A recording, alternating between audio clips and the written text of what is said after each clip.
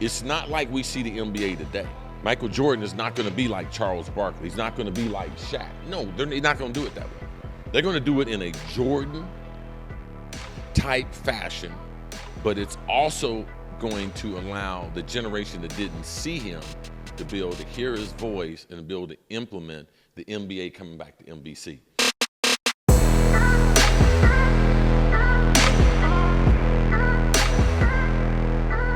Michael Jordan is joining NBC as a, quote, special coordinator, unquote. During last week's upfronts, NBC announced that Jordan will be joining his NBA team in some capacity. They gave a vague moniker of special contributor, but didn't offer much else in the way of specifics. Since then, trickled in that Jordan is expected to appear in pre-taped segments rather than anything live or studio-based.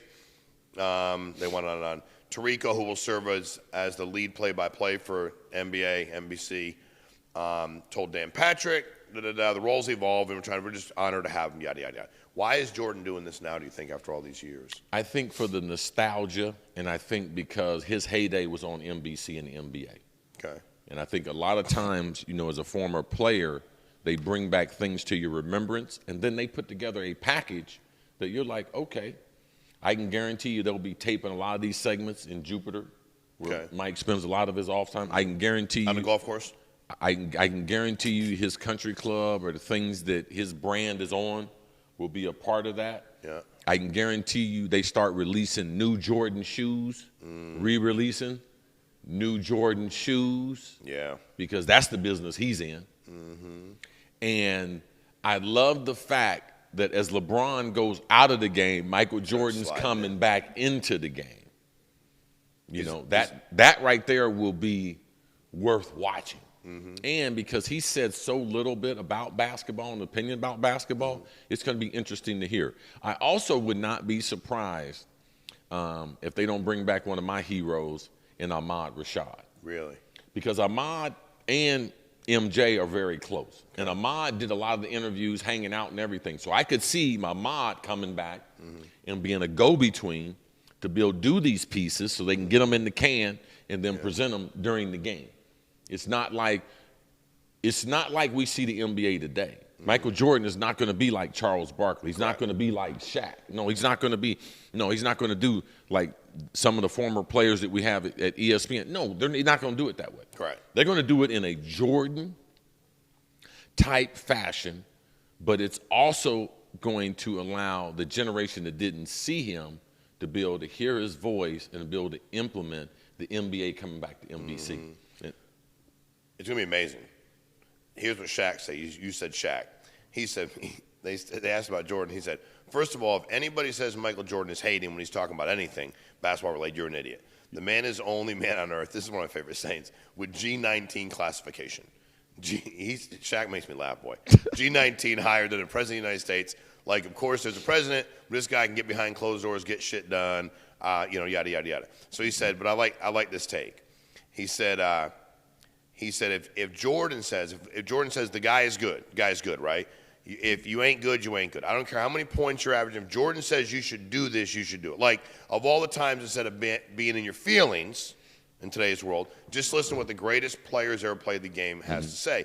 I would love to be playing right now, like Shaq tries to go to the middle. Maybe he should use his finesse game. You know what I'm going to go do? I'm going to hear that shit.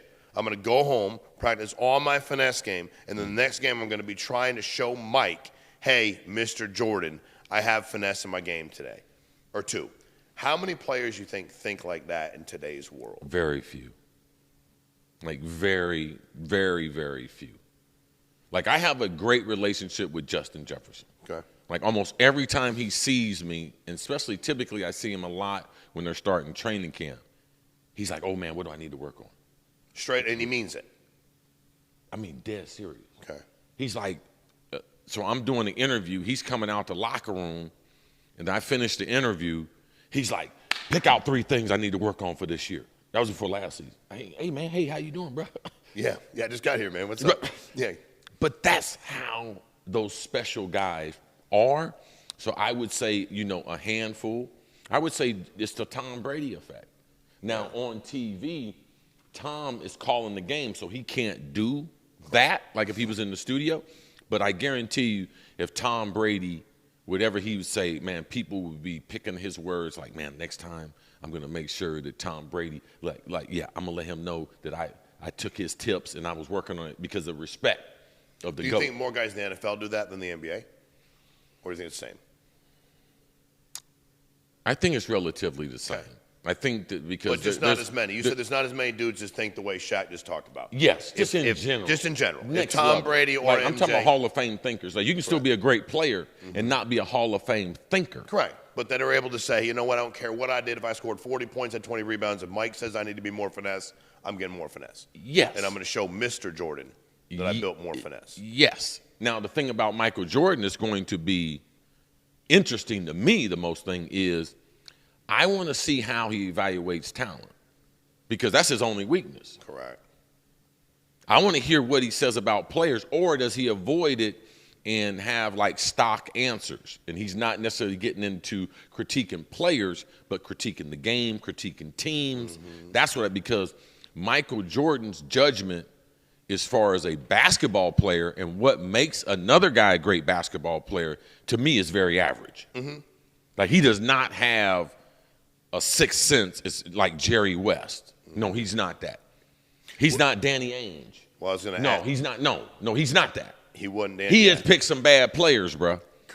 That at some point has to be addressed. Do you think he'll take that on? No. MJ ain't going to take that on. They got pre-tape, man. It's all going to be. So he's going to get pre-tape. Because Tony Kukoc, who I didn't like, I'll be honest with you, while I was playing, said Michael Jordan will always be the greatest for me, but he was not very successful as general manager. When he and Phil, who was a phenomenal coach, came into their new roles, they didn't do very well. That's the difference. In Washington, one of the most infamous moves he had a hand in was drafting Kwame Brown as the #1 pick in 2001. Yeah. Detroit Pistons might want to thank MJ, though, because it went on and on and on. And Jordan said in a recent interview with Marvin Shanken, he said, I have no patience for coaching. My biggest problem from a competitive standpoint is the focus of today's athlete and the focus where I saw the game. How I pursued the game, it changes and it's totally different. For me to ask an individual to focus on the game the way I played it, in some ways would be completely unfair for that kid to have to endure that. I don't think I would have the patience for it. So in essence, coaching is something that I've never really could do from an emotional standpoint. I'm much different and I have a different perception about things than the kids today do.